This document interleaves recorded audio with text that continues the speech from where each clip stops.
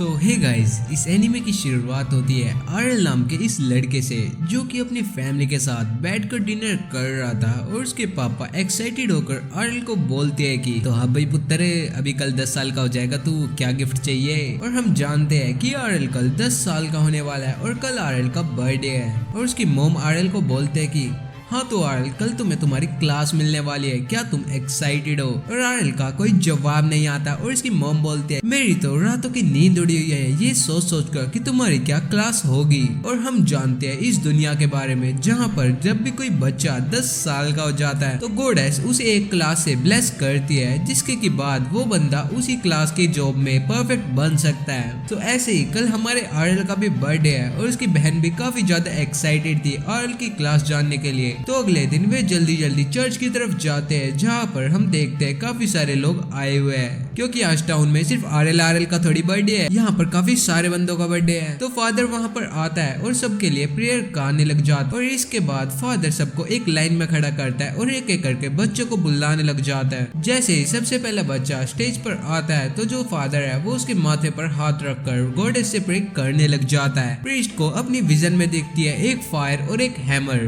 तो उस बच्चे से पूछता है हाँ भाई तुम्हें भी वही दिख रहा है, एक फायर और एक हैमर। तो वो बच्चा हाँ में सर हिलाता है और हमें पता चल जाता है कि ये जो बच्चा है ये है एक ब्लैक स्मिथ। और ये बच्चा काफी खुश होता है क्योंकि इसे इसकी मनचाही क्लास मिल जाती है। अब धीरे धीरे करके सारे बच्चों को उनकी क्लास मिल रही थी और तभी आरएल की भी बारी आ जाती है। आरएल के स्टेज पर जाते ही सारे लोग आरएल की क्लास जानने के लिए काफी एक्साइटेड हो जाते हैं, क्योंकि आरएल था one and only sword princess फरा और आर्कमेज लियोन का बेटा, जो कि किंगडम में काफी ज्यादा फेमस होते हैं। तो प्रीस्ट भी आरएल के सर पर हाथ रखता है और अपनी प्रेयर करता है, पर इस बार प्रीस्ट को अपनी विजन के अंदर कुछ भी नहीं दिखता। इसका मतलब है कि जो अपना आरएल है वो है क्लासलेस। और ऐसी अनाउंसमेंट सुनकर उसके मॉम एंड डैड के साथ पूरा टाउन ही शॉक में हो जाता है। आरएल का तो मानो काफी बुरा हाल था। फिर हम उसके घर पर देखते हैं जहाँ पर आरएल अपनी ट्रेनिंग जारी कर रहा था। आरएल एक स्वॉर्ड ट्रेनिंग कर रहा था और उसकी मॉम उसके पास बैठी हुई होती है और बोलती है आरएल तुम टेंशन मत लो, क्या हुआ अगर तुम्हें कोई क्लास नहीं मिली तो हम ओवर टाइम कर इतने पैसे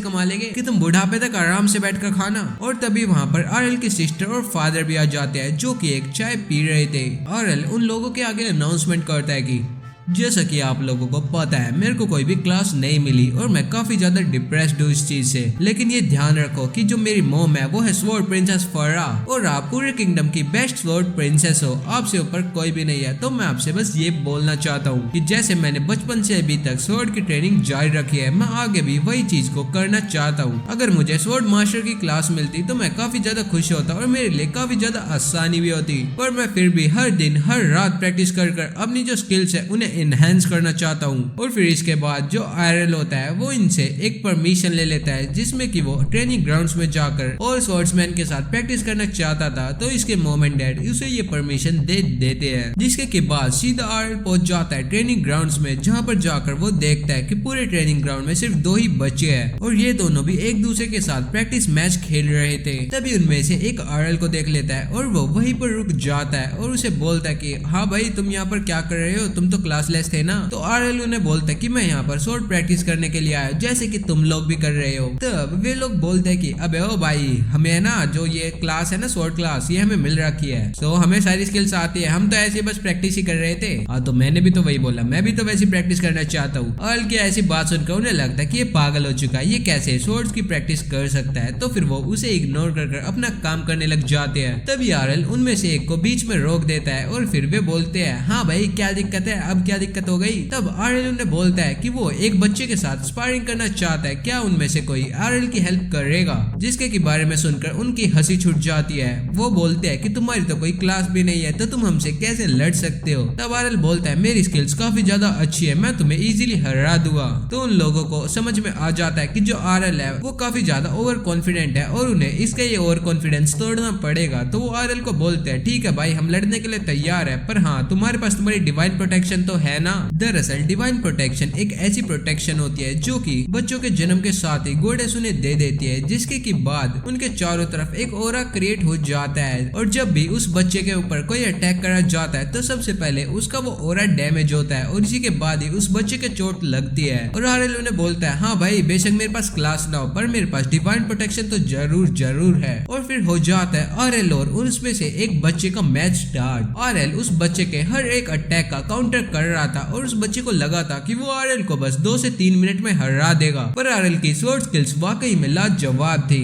तभी उसका दोस्त उसे बोलता है कि हाँ भाई अभी तक तुम हरा नहीं पाए कैसे। और फिर हम देखते हैं कि आरएल धीरे धीरे कर उस पर भारी पड़ रहा था। तभी वो बच्चा अपने दोस्त को बोलता है कि हाँ भाई इसके ऊपर पीछे से हमला कर दो वरना ये मुझे हरा देगा। उसके ऐसा बोलते ही उसका एक दोस्त पीछे से अटैक करता है आरएल पर आरएल टाइम पर उसे डॉज कर लेता है और आरएल देखता है कि वे लोग एक दूसरे से ही लड़ना स्टार्ट कर चुके हैं और आरएल को लगता है कि उसे एक ओपनिंग मिल गई तो वो सीधा उनकी तरफ बढ़ता है और उन्हें एक मुक्के में और एक स्विंग में हरा देता है। वे लोग जमीन पर गिरे हुए आरएल को बोल रहे थे कि वे हारे नहीं है, आरएल ने उन्हें धोखे से हराया है। तभी पीछे से एक और लड़का आता है और ये लाल बालों वाला लड़का था जिसका की नाम था रेनर और वो उन दोनों को बोलता है कि हाँ भाई तुम हार चुके हो, तुम्हें क्या लगता है तुम्हें जंग में दूसरा मौका मिलेगा, आरएल ने तुम्हें सीधा सीधा हराया है तो तुम अब यहाँ से फुर हो लो। और फिर वो आरएल के पास आता है और उसे पूछता है, हाँ भाई वो तुम ही लूजर हो ना जिसे कोई क्लास नहीं मिली, तुम्हारी हिम्मत कैसे हो गई किसी स्वर्ड्समैन को हराने की, मुझे पता है इन्हें अभी भी क्लास मिली है तो इसलिए तुम इन्हें आराम से हरा दोगे, पर मैं एक लेजेंडरी स्वर्ड मास्टर हूँ तो तुम मुझे नहीं हरा सकते क्योंकि मैं इस किंगडम के कैप्टन इवांस का बेटा हूँ, तो मैं तुम्हें चैलेंज करता हूँ एक ड्यूल के लिए।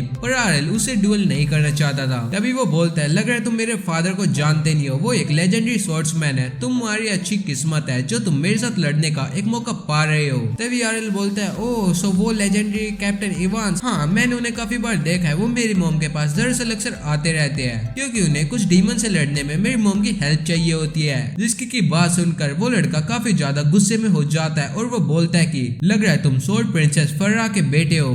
हाँ हूँ, तो चलो अब मेरे साथ स्पारिंग मैच स्टार्ट करो क्योंकि मैं तुम्हें हरा कर ये बताना चाहता हूँ कि जो मेरे फादर है वो तुम्हारी उस स्वॉर्ड प्रिंसेस मदर से काफी ज्यादा स्ट्रॉन्ग है। और आरएल को समझ में आ जाता है कि ये पर्सनल ग्रज के चलते आरएल से लड़ रहा था, तो आरएल भी उसका चैलेंज एक्सेप्ट कर लेता है। अब वे दोनों लड़ ही रहे होते हैं और वे दोनों बच्चे साथ में उनको चीयर अप कर रहे थे। वे दोनों देखते हैं कि आरएल और रेनर एक दूसरे के साथ इवन मैच लड़ रहे थे। तभी रेनर अपनी एक स्किल का यूज करता है ड्यूअल ब्लेड स्लैश, जिसमें जब रेनर एक स्विंग करता है तो उसके 2 स्लैशेस बन जाते हैं। आरएल एक स्लैश को तो काउंटर कर देता है पर दूसरा स्लैश उसके लग जाता है और फिर वो आरएल वहीं पर हार जाता है। रेनर इस मैच को तो जीत गया था पर आरएल भी हार नहीं मानता, वो रोज ट्रेनिंग करना स्टार्ट कर देता है और आज उसकी ट्रेनिंग का तीसरा दिन होता है और आज उसकी बहन उसे जगाने आई थी, जो उसे जगाने के बाद सीधा ब्रेकफास्ट टेबल पर ले जाती है, जहाँ पर आरएल अपना ब्रेकफास्ट करते ही सीधा निकल जाता है अपनी ट्रेनिंग को करने। और उसकी मम्मा आरएल पे काफी ज्यादा प्राउड होती है, पर उसकी सिस्टर उसकी मम्मा से पूछती है कि हे मम्मा, जैसे कि आप लोगों को पता है कि आरएल के पास कोई क्लास नहीं है, फिर भी मुझे ये समझ में नहीं आ रहा कि वो इतनी मेहनत किसके लिए कर रहा है। तो आरएल की मम्मा सीधा उसे एक जगह पर ले जाती है जहाँ पर एक काफी बड़ा डब्बा होता है। तो उसकी सिस्टर बोलती है, ये आप मुझे कबाड़ खाने में क्यों लेकर आए हो। तब उसकी मम्मा उसे दिखाती है एक डब्बा जिसके के अंदर काफी सारी टूटी हुई स्वॉर्ड्स पड़ी थी और उसकी मम्मा आरएल की सिस्टर को बोलती है कि तुम्हें पता है ये सारी स्वॉर्ड सिर्फ और सिर्फ आरएल ने ही तोड़ी है अपनी ट्रेनिंग के दौरान। और उसकी सिस्टर हैरान हो जाती है, क्या वो इतना ज्यादा पावरफुल है। तब उसकी मम्मा बोलती है कि आरएल एक बोर्न जीनियस है, अगर उसे क्लास नहीं मिली तो भी वो मेहनत करके वे सारी स्किल सीख सकता है जो कि एक क्लासलेस बंदा या फिर कोई क्लास वाला बंदा सीख पाएगा।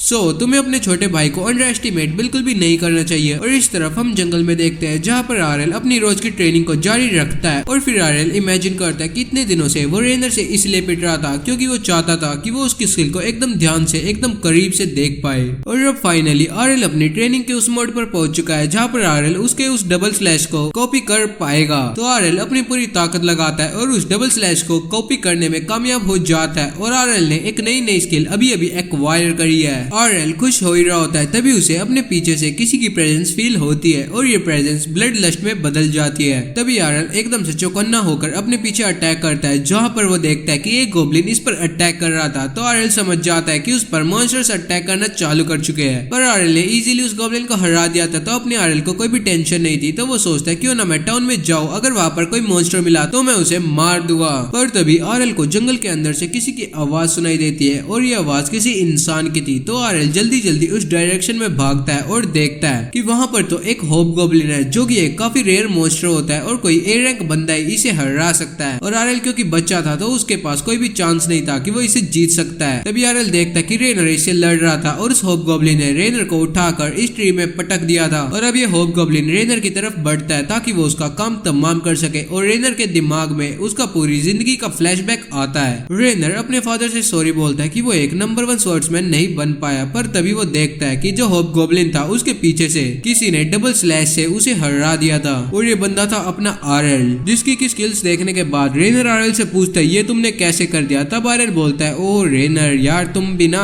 अभी बिल्कुल मरने की हालत में और तुम्हें मेरी स्किल्स की पड़ी है, चलो एक काम करो ये लो ये पोर्शन पियो। दरअसल रेनर को वैसे तो चोट नहीं लगी थी पर आरएल देखता है कि उसकी डिवाइन प्रोटेक्शन लगभग खत्म होने वाली थी। तो आरएल का ये पोर्शन रेनर की डिवाइन प्रोटेक्शन को वापस से ठीक कर देता है और रेनर वापस से पहले जैसा एकदम नया हो जाता है। और फिर रेनर आरएल से पूछता है हाँ भाई वो तुमने क्या करा, ये शायद डबल स्लैश था ना, ये तुमने कब सीख लिया भाई, तुम्हारे पास तो कोई स्किल भी नहीं है, तुम्हारे पास तो कोई क्लास तक नहीं है। तब आरएल बोलता है क्या तुम श्योर हो कि मेरे पास कोई स्किल और क्लास नहीं है, मैंने अभी अभी तुम्हारे आगे वो डबल स्लैश तुम्हारे स्किल को कॉपी करके दिखाया। तब रेनर को लग रहा था कि आरएल झूठ बोल रहा है, ये इसका कोई और दूसरा अटैक होगा। तब आरएल उसे बोलता है कि क्यों ना हम एक स्पारिंग सेशन कर पता लगा ले। और फिर ये दोनों एक दूसरे से लड़ने लग जाते हैं और फिर फाइनली ये दोनों ट्विन ब्लेड स्लैश को एक्सचेंज करते और जो आरएल का जो डबल स्लैश था और इसका जो ट्विन ब्लेड स्लैश था वे दोनों एक दूसरे से टकराते हैं और कैंसिल आउट हो जाते और रेनर को लग रहा है इसने सचमुच ये सीख लिया। पर तभी एक तीसरा स्लैश रेनर के लगता है। रेनर को समझ में नहीं आता कि अगर आरएल ट्विन ब्लेड स्लैश का यूज कर रहा है तो इसका ये तीसरा स्लैश कहां से आया। तब आरएल ने बोला जब मैं इस स्किल को सीख रहा था तो मैंने देखा कि तुम सिर्फ एक स्विंग में 2 स्लैश ही फेंकते हो, तो मैंने सोचा मैं क्यों ना इसका नंबर बढ़ा दूं, तो ये मेरा अपना डबल स्लैश है। अबे ओए बुद्धू तुम्हें नहीं लगता तुमने क्या कर दिया भाई, इसके नाम में ही ट्विन ब्लेड है यानी कि इससे सिर्फ 2 स्लैश निकल, तुम तो 3 स्लैश फेंक रहे हो। तब आरएल बोलता है 3 की बात करो, मैं तो इससे ज्यादा भी फेंक सकता हूँ। और फाइनली रेनर उससे अपनी हार मान जाता है। अब आरएल घर पर बैठकर डिनर कर रहा था और वो काफी ज्यादा खुश था क्योंकि उसकी ट्रेनिंग का फल उसे मिल गया था। तभी आरएल की मॉम सभी लोगों को अनाउंस करते हैं कि इनके जो सिटी का कैप्टन है कैप्टन एवांस, उसका जो बेटा रेनर है वो एक जगह पर गया है जिसे की सिटी ऑफ स्वॉर्ड्स के नाम से जानते हैं और इस सिटी का नाम था ब्रेस्गिया, जो की एक सिटी ऑफ स्वॉर्ड है। यहाँ पर काफी सारे एडवेंचरर्स और स्वॉर्ड्समैन रहते हैं जो कि अपनी ट्रेनिंग रोज करते हैं। और आरएल भी अपने मन में ठान लेता है कि उसे भी इसी जगह पर जाकर आगे की स्वॉर्ड ट्रेनिंग करनी है। अब हम देखते हैं 5 साल बाद का सीन जहाँ पर एक जंगल के अंदर एक कैरेज पर कुछ लोग सवार होकर जा रहे थे और तभी कैरेज ड्राइवर इन लोगों को बोलता है कि वो ब्रेस्गिया जस्ट पहुंचने वाले हैं। और इनके कैरेज में थे 2 बंदे जो कि एडवेंचरर्स थे और ये दोनों एक दूसरे के साथ एडवेंचरिंग की बातें कर रहे थे। ये लड़की बोलती है कि ये काफी ज्यादा पावरफुल है और इसकी स्पीड तो अनमैच्ड है और ये लड़का भी बताता है कि हाँ भाई मैं भी काफी ज्यादा स्ट्रॉन्ग हूँ, मैं एक स्लैश में किसी भी मॉन्स्टर का काम तमाम कर सकता हूँ। और दूसरे पैसेंजर्स इनके साथ काफी ज्यादा इंप्रेस हो रखे थे और उन्हें काफी ज्यादा सेफ भी फील हो रहा था।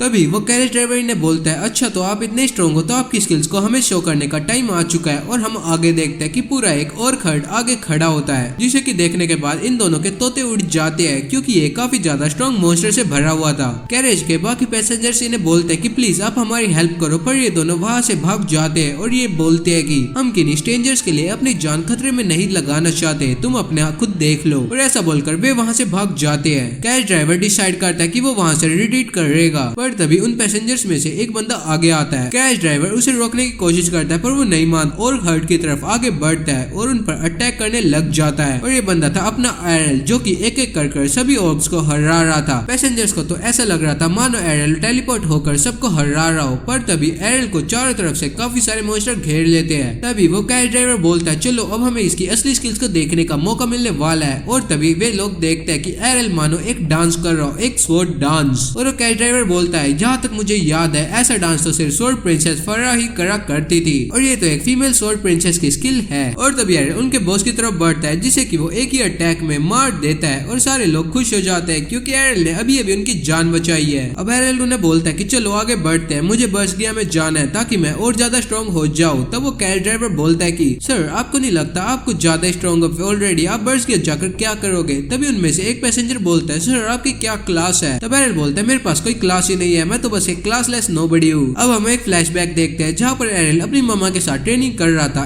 एरल उन्हें अपनी नई नई ये स्किल दिखाता है जो कि थी ट्विन ब्लेड स्लैश। एरल की मम्मा को लगता है कि वो एक सपना देख रही है क्योंकि उन्हें पता था कि एरल बिना क्लास के कोई भी स्किल नहीं सीख सकता। पर एरल बोलता है कि मैंने अपनी खुद की इतनी प्रैक्टिस करी कि मैंने ये स्वॉर्ड स्किल मास्टर कर ली। और एरल की मम्मा काफी ज्यादा खुश हो जाती है, उन्हें पता था कि उनका बेटा जीनियस है। तो एरल उनसे पूछता है कि हे मम्मा क्या आप मुझे अपनी और ज्यादा स्किल्स दिखा सकते हो। और उसके बाद एरल को उसकी मम्मा ने 5 साल तक ट्रेनिंग दी थी और अब एरल ब्रेस गैप पहुंच चुका था। ड्राइवर उसे जगाता है और ये काफी ज्यादा बड़ी सिटी थी जहाँ पर सारे लोग एक स्वॉर्ड्समैन थे। ड्राइवर बताता है कि यहाँ पर हर एक बंदा तुम्हें या तो स्वॉर्ड्समैन मिलेगा या फिर कोई स्वॉर्ड से रिलेटेड काम करने वाला बंदा। तब एरल बोलता है हाँ भाई तुम कौन से लेवल के स्वॉर्ड्समैन हो। तब वो कैरेज ड्राइवर बोलता है नहीं भाई मैं तो बस एक कैरेज ड्राइवर हूँ, तुम्हें क्यों लगा कि मैं एक स्वॉर्ड्समैन हूँ। तब एरल बोलता है जहाँ तक मैंने तुम्हारे हाथों को देखा है तुम्हें काफी पावरफुल स्वॉर्ड्समैन लगते हो। तब वो कैरेज ड्राइवर एरल को बोलता है तुम काफी ज्यादा स्ट्रॉन्ग इंट्यूशन रखने वाले बंदे हो, मैं तुम्हें बताता हूँ मैं एक्चुअली में एक स्वॉर्ड्समैन ही हूँ पर मैं अपने फ्री टाइम में इस कैरेज को ड्राइव करता हूँ। फिर उसके बाद वो एरल को बताने लग जाता है कि जब वो इस सिटी में जाएगा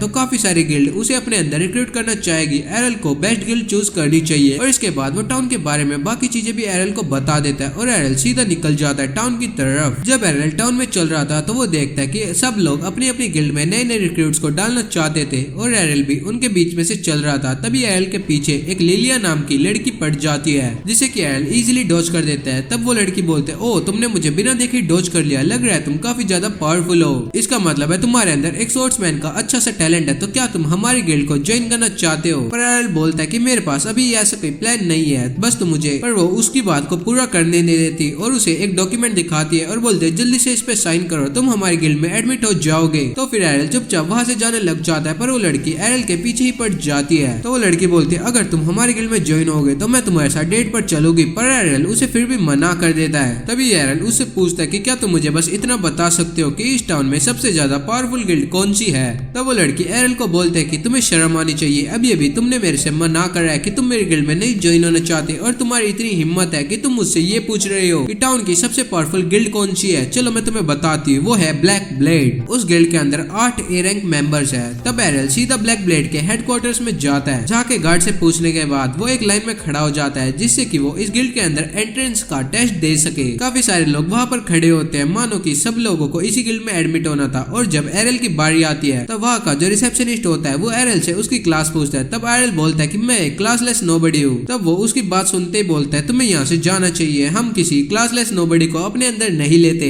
और बाकी लोग भी एरल के बारे में बात बनाने लग जाते हैं कि हे भाई ये तो क्लासलेस है, ये यहाँ पर क्या कर रहा है, लग रहा है इसे अपनी जान प्यारी नहीं है। तब एरल उन्हें बोलता है कि मैं इतना ज्यादा पावरफुल हूँ कि मैं इजीली तुम्हारा टेस्ट क्लियर कर लूंगा। पर वे लोग नहीं मानते। पर वहाँ पर एक ए रैंक मेंबर आ जाता है जिसके की देखने के बाद एरल वहाँ से सीधा चला जाता है। एरल को पता था कि यहाँ पर उसका कुछ भी नहीं होने वाला। फिर एरल धीरे धीरे कर काफी सारे गिल्ड्स में जाता है पर सब लोग उसे मना कर देते हैं। तो एरल एक जगह पर आराम से बैठ जाता है। एरल को याद आता है कि यहाँ पर आने से पहले उसकी मम्मा ने उसे एक लेटर ऑफ रिकमेंडेशन दिया था और एरल को समझ में आ जाता है कि इसकी मम्मा ने ऐसा क्यों करा था, क्योंकि ये क्लासलेस है तो फिर इसे भी कोई भी अपनी गिल्ड में ज्वाइन करवाना नहीं चाहेगा। अब एरल को याद आता है कि इसकी मम्मा भी एक टाइम पर एक गिल्ड की मेंबर थी तो वो उसी गिल्ड में ट्राई करने जा रहा है। तभी एरल के पीछे वही लड़की वापस से आ जाती है और वो लड़की एरल को बोलते कि तुम मेरी गिल्ड में ज्वाइन हो जाओ, लग रहा है तुम्हें और किसी गिल्ड ने नहीं लिया। फिर एरल उसे बोलता है नहीं मुझे पता है मुझे किस गिल्ड में जाना है। और फिर एरल सीधा वहां पर जाने लग जाता है पर वो लड़की उसके पैरों में गिरकर बोलते है कि प्लीज हमारे गिल्ड में ज्वाइन हो जाओ। पर एरल फिर भी उसकी बात नहीं मानता और वहां से चला जाता है। अब इतना सब बीतने के बावजूद वो लड़की एरल का पीछा नहीं छोड़ती और एरल अपनी गिल्ड को ढूंढने में व्यस्त था। तभी वो लड़की एरल के पास आती है और बोलती है देखो हमारी गिल्ड भी यहीं पर है, क्या तुम हमारी गिल्ड को तो नहीं ढूंढ रहे।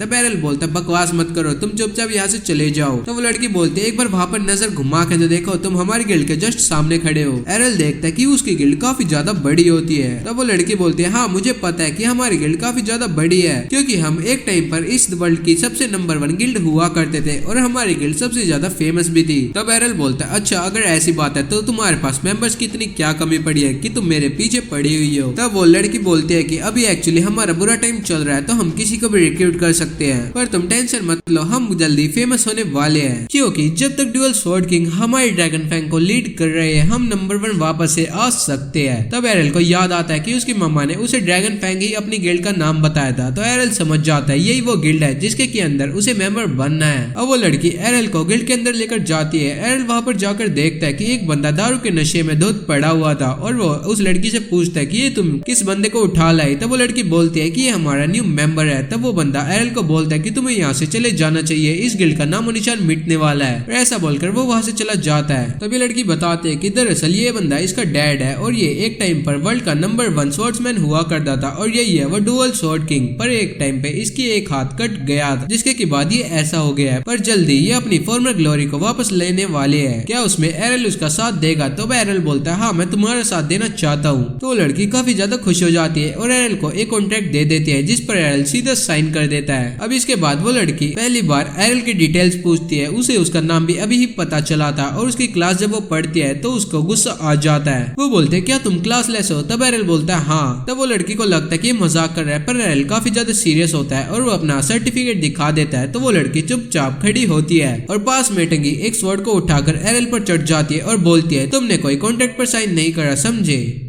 अभी की अभी तुम उस कॉन्ट्रैक्ट को फाड़ने वाले हो, समझ गए? और एरल को समझ में नहीं आता कि ये क्या कर रही है। तो वो लड़की बोलते है कि तुम्हें लग रहा है समझ में नहीं आया, तुम एक क्लासलेस हो, तुम हमारे गिल्ड का पूरा नाम डुबा दोगे। तभी वहाँ पर एक लाल बालों वाली लड़की आ जाती है और वो फिर उस लड़की को बोलते है हाँ भाई लिलिया क्या दिक्कत है, और हमें इस लड़की का नाम पता चल जाता है जो कि होता है लिलिया। तब लिलिया बताती है कि इस बंदे ने इसके साथ चीटिंग करी, ये एक क्लासलेस नोबडी है और फिर भी इसने इनकी गिल्ड को ज्वाइन कर लिया। जैसी वो लड़की क्लासलेस सुनती है तो वो काफी ज्यादा अलर्ट हो जाती है और वो देखती है कि ये बंदा आरएल है। तो वो पूछता है कि हाँ भाई कौन हो तुम, मैंने तो नहीं पहचाना तुम्हें। तब वो लड़की बोलती है कि ऐसा कैसे हो सकता है, तुमने मुझे नहीं पहचाना, हम दोनों सेम टाउन में ही रहा करते थे और हम दोनों ने एक साथ काफी सारे स्पारिंग सेशंस भी कर रहे हैं। आरएल बोलता है नहीं, मुझे तो तुम्हारी जैसी अगर कोई ब्यूटीफुल लड़की दिखती तो मैं उसे हमेशा याद रखता। इसको कि सुनने के बाद ये लड़की काफी ज्यादा ब्लेस करने लग जाती है। तब आरएल उसे बोलता है कि तुम्हारे जैसे सेम टू सेम एक बच्चे के लाल बाल थे जिसके के साथ आरएल काफी ज्यादा स्पारिंग करा करता था और हाँ वो कैप्टन इवांस का भी बेटा था।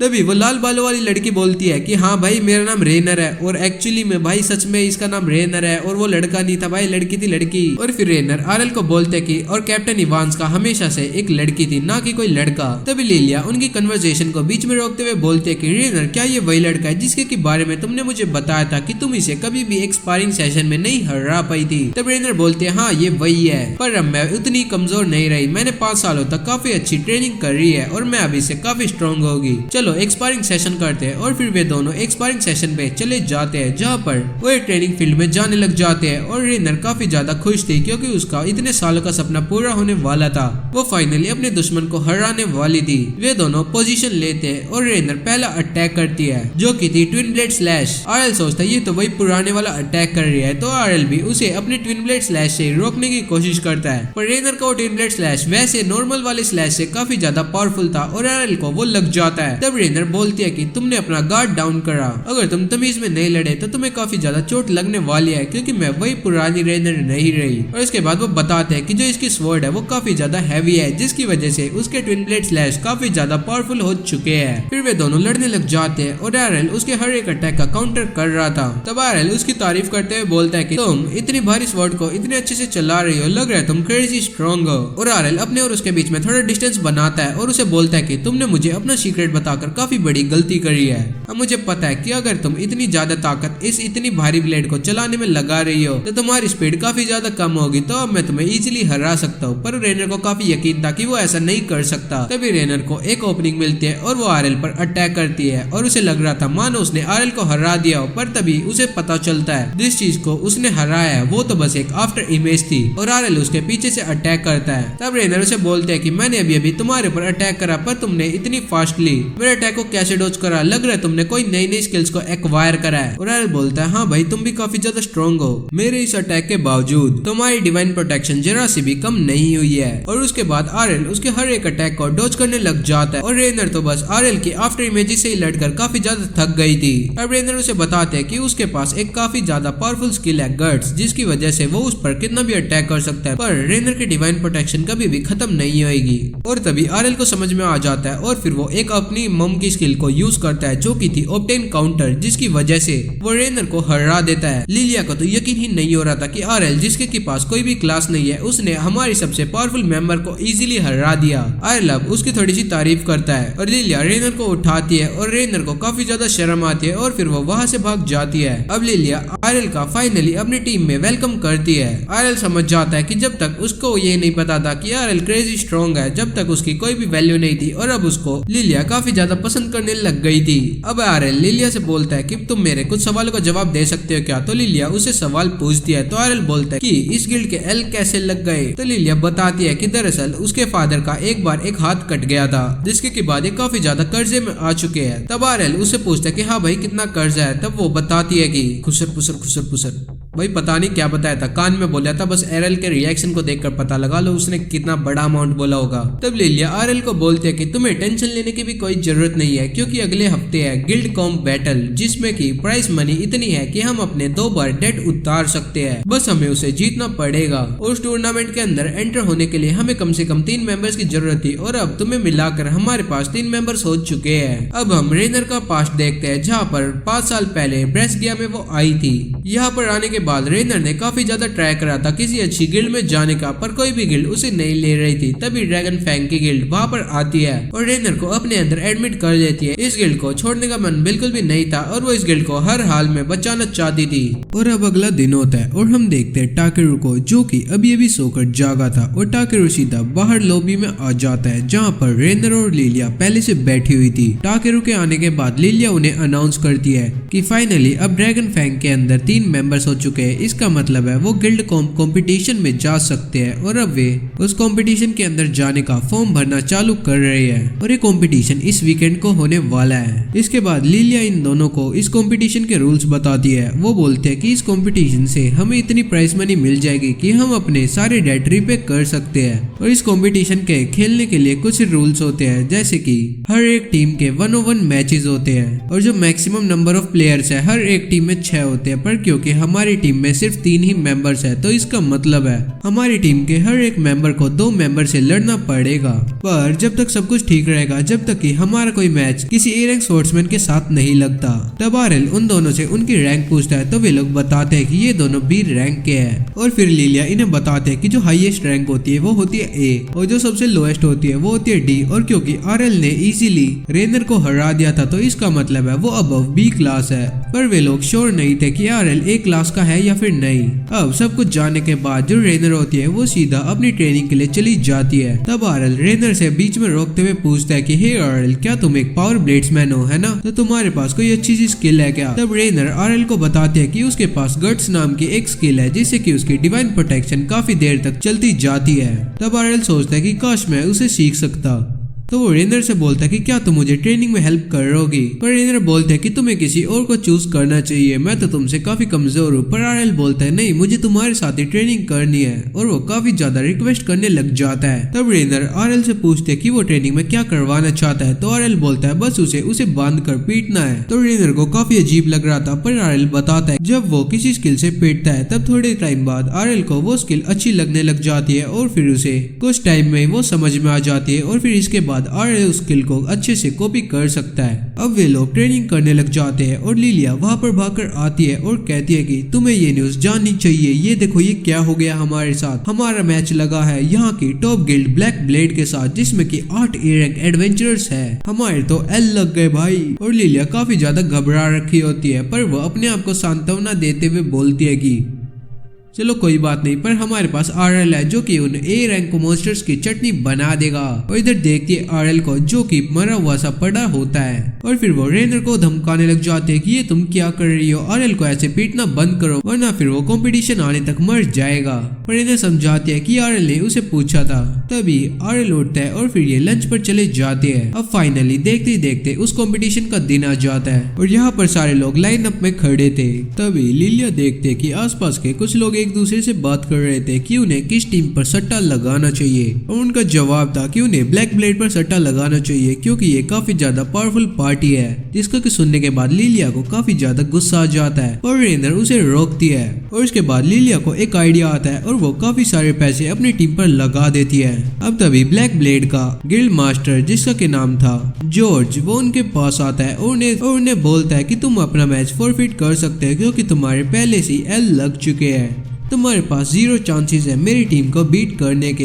पर लिलिया काफी ज्यादा कॉन्फिडेंट थी कि वे उसे हरा सकते हैं क्योंकि इनके पास था आरएल और जॉर्ज उन्हें बताता है कि उसे पता था कि वे लोग काफी ज्यादा कॉन्फिडेंट हो गए इसलिए वो पहला मैच ही इनके साथ अपना कुछ सेटिंग से लगवा चुका था और ये सारे काम इसी के होते हैं। और लिलिया को इसकी बात सुनकर काफी ज्यादा गुस्सा आता है पर आरएल को वेट था मेन इवेंट का और जैसे मेन इवेंट स्टार्ट होता है तो सारे लोग चीयर अप करने लग जाते हैं। वे लोग देखते हैं कि जॉर्ज ने इनसे लड़ने के लिए अपने सारे बेस्ट मेंबर्स को चूज कर रहा है और फिर पहला मैच स्टार्ट होता है जो कि होता है AK रैंक स्वर्ड्समैन फेंसर और अपने आरएल के बीच। और जब अनाउंसमेंट होती है तो सब लोगों को पता चल जाता है कि जो अपना आरएल है वो एक क्लासलेस है। सभी लोगों को लगता है कि ये लोग मजाक कर रहे हैं, कोई भी क्लासलेस कैसे हो सकता है। और सभी लोगों को लग रहा था कि आरएल झूठ बोल रहा है कि वो क्लासलेस कैसे हो सकता है, क्लास तो सभी लोगों को मिलती है। और ये A रैंक स्वर्ड्समैन भी आरएल को बोलता है अगर तुम्हें अपनी जान प्यारी हो तो मैच को फॉरफिट कर लो। पर आरएल को बिल्कुल भी फर्क नहीं पड़ रहा था। और फिर मैच स्टार्ट होता है और फिर आरएल का अपोनेंट उस पर अटैक करता है और उसे लग रहा था कि वो जीत गया पर तभी पता चलता है कि दरअसल आरएल ने तो अपनी आफ्टर इमेज स्किल यूज कर रही थी। इसके बाद वो उसका अपोनेंट काफी बार अटैक करता है पर हर बार उसका अटैक सिर्फ एक आफ्टर इमेज पर लैंड हो रहा था और उसे बिल्कुल भी समझ में नहीं आ रहा था कि ये क्या हो रहा है। आरएल उस पर 3-3 4-4 आफ्टर इमेज बनाकर अटैक कर रहा था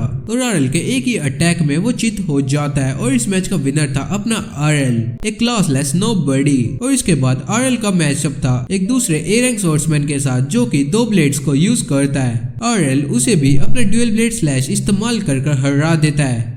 इसके बाद फाइनली तीसरा मैच होता है जिसमें कि आरएल का अपोनेंट एक छोटा सा डैगर लेकर आया था पर आरएल उसे भी इजीली हरा देता है। आरएल एक के बाद एक मैचेस को जीत रहा था। अब आरएल का अगला मैच स्टार्ट होता है जो कि होता है इस आर्मर्ड नाइट के साथ। आरएल उस पर अटैक करने की काफी सारी कोशिशें करता है पर उसकी शील्ड उसे आराम से ब्लॉक कर पा रही थी। तब वो बंदा आरएल को बोलता है हाँ भाई तुम क्लासलेस कैसे हो सकते हैं, तुम्हें इतना ज्यादा एक्सपीरियंस है और तुम्हारे पास इतनी सारी शॉर्ट स्किल्स है, क्या तुम झूठ बोल रहे हो। पर आरएल बोलता है बकवास मत करो, मुझे पता है तुम मुझे नहीं हरा सकते तो इसलिए तुम बहाने मार रहे हो। और फिर इसके बाद वो एक शील्ड बैश नाम के अटैक से आरएल पे अटैक करता है। तभी आरएल अपनी मम्मा से सीखा हुआ एक अटैक उस पर करता है जो कि होता है फ्यूचर फोर्स साइड, जिसकी की वजह से उस आर्मर्ड नाइट के पास से उसकी शील्ड गिर जाती है। और इसके बाद आरएल उस पर किक से अटैक करने लग जाता है और बोलता है देखो ये मेरी क्लासलेस स्किल्स है जो कि मैंने बस देख देख कर सीखी है। और इस बंदे को समझ में नहीं आ रहा होता ये आरएल क्या बकवास कर रहा है, कोई भी देखकर कैसे स्किल्स सीख सकता है। ये काफी कॉम्प्लिकेटेड स्किल्स होते हैं जो कि कोई और परफॉर्म नहीं कर सकता। तो आरएल उसे हराने के लिए उसी का अटैक यूज करने की बोलता है और वो हैरान हो जाता है पर तभी आरएल उसकी शील्ड को उठा लेता है और जैसे वो अटैक करता है तो आरएल उसी के स्टाइल में उसी को पैरी कर देता है। आरएल फिर एक ब्लिंक डैश नाम की टेक्निक को यूज करता है जो कि इसने इसी बंदे से सीखी थी और इस टेक्निक की वजह से ये बंदा हार जाता है।